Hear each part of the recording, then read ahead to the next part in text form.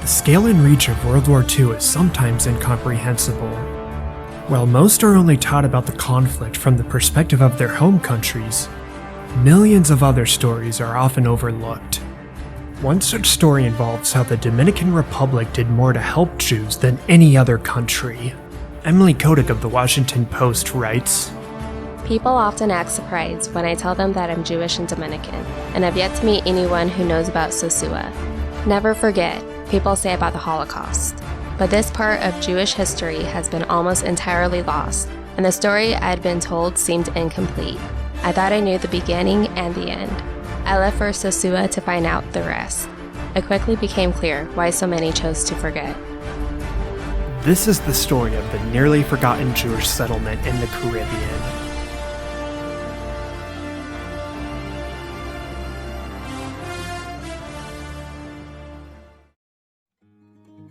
Rafael Leonidas Trujillo became dictator in the Dominican Republic after a coup in 1930. Like many dictators, Trujillo held an intense and violent phobia against a specific group of people.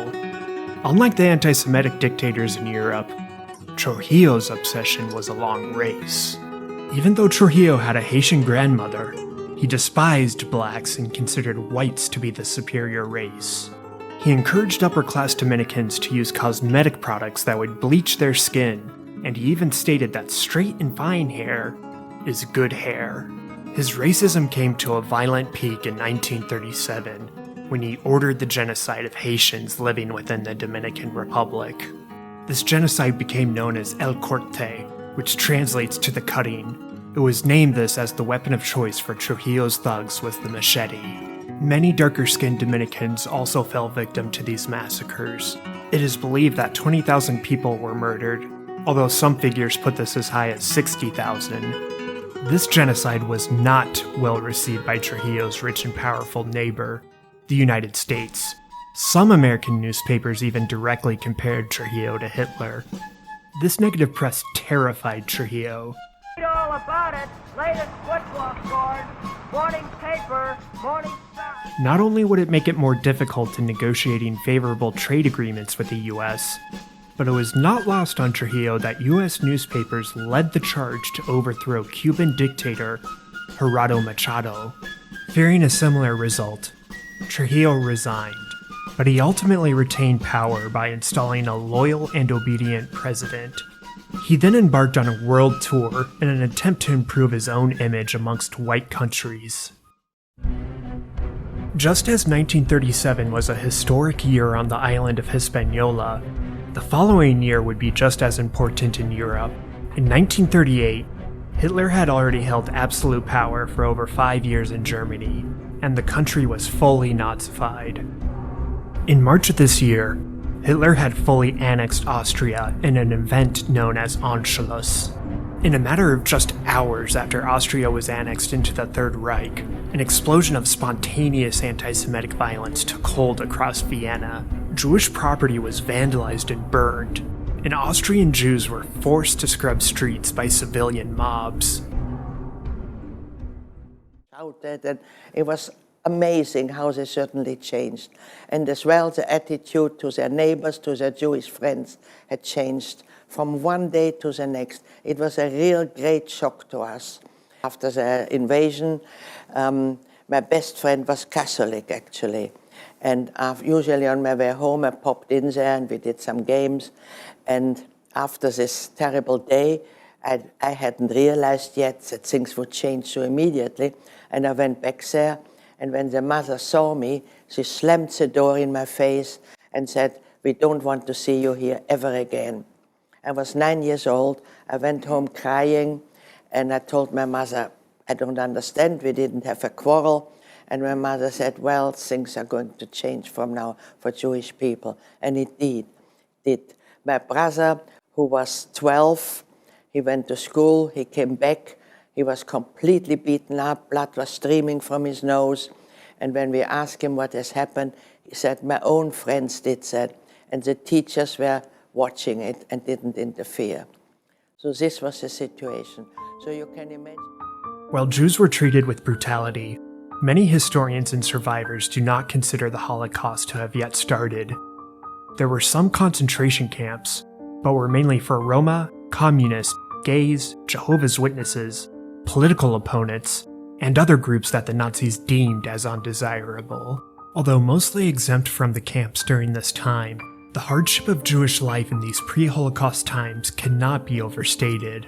There were over 400 laws targeted at Jews, which made normal life impossible, and this was supplemented by a bombardment of anti-Semitic propaganda, which primed the civilian population. Some of these laws forbade Jews from working in education, medicine, and government jobs, and also prohibited Jewish children from attending school.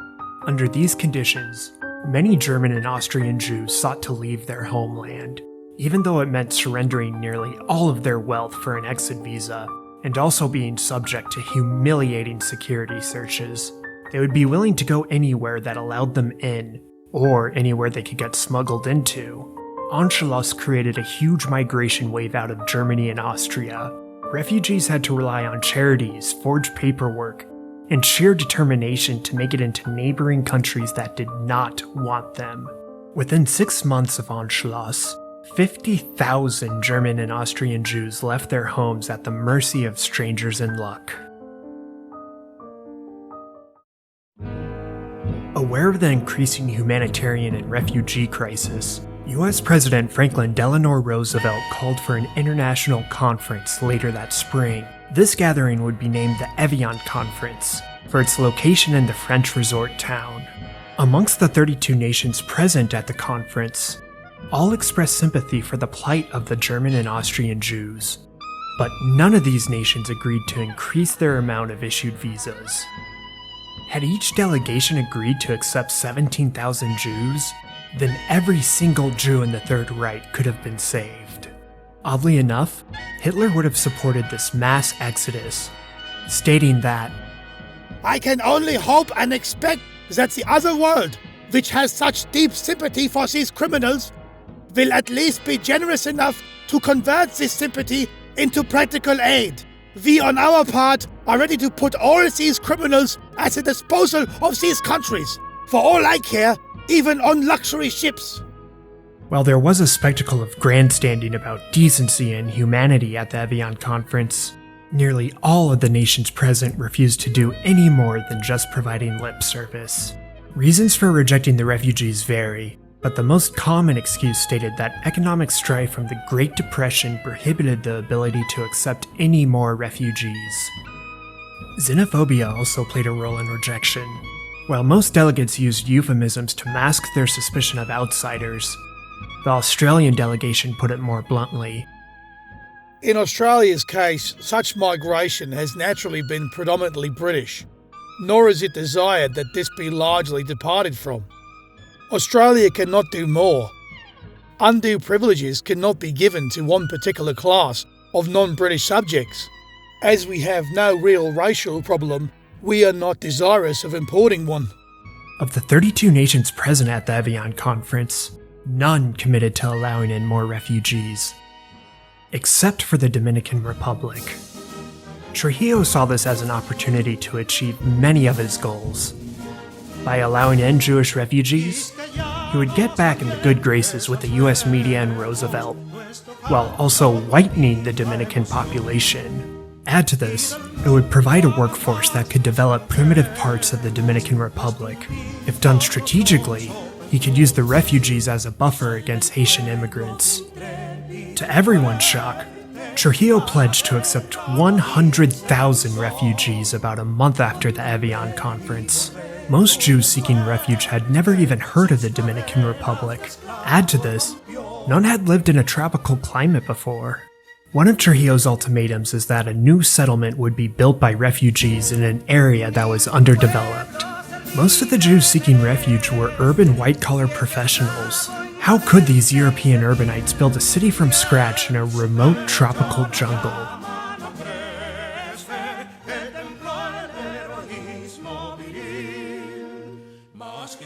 Thank you for watching, and I hope you found that video informative.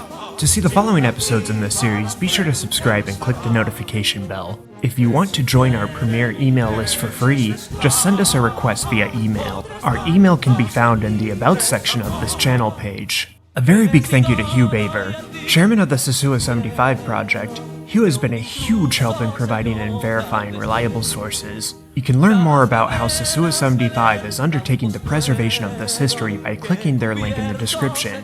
I also want to thank our patrons, including Marnie, who remains our sole VIP patron. I want to thank Veronica, the Veronica and Ryan YouTube channel, for providing voice acting. Be sure to check out their channel if you want to see some beautiful camera work of Baje de Los Angeles. You can access their channel by clicking here. Last but not least, I want to wish a very happy first birthday to my nephew Ezra.